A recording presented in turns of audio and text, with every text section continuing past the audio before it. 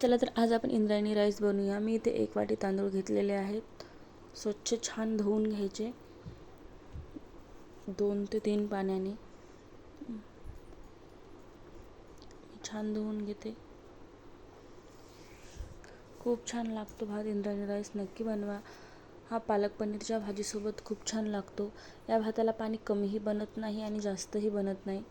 पाणी थोडं जास्तच लागतं या भाताला, पण जास्त झालं तर खूपच चिकट होतो आणि कमी राहिलं पाणी जर कमी झालं तर कच्चा होतो.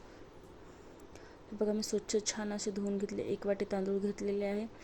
तर आपण 3 वाटे पाणी टाकू इथे. 1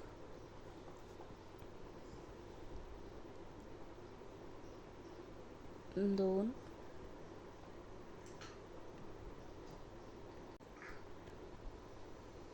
3. थोडंसं टाकू आपण वर पाणी. चला ते आपण 1 वाटी तांदूळाला 3 वाट्या पाणी टाकलेलं आहे. बरोबर आहे. यामध्ये चवीनुसार मीठ टाकायचं आहे आपल्याला.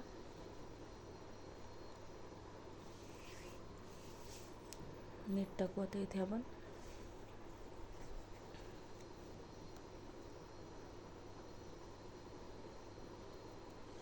दोन शिट्ट्यामध्ये आपला राईस तयार होतो.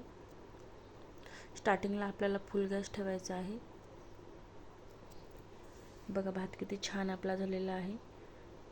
2 ते 3 मिनिटांनंतर गॅस लो ठेवायचा आपल्याला, एकदम मीडियम कमी.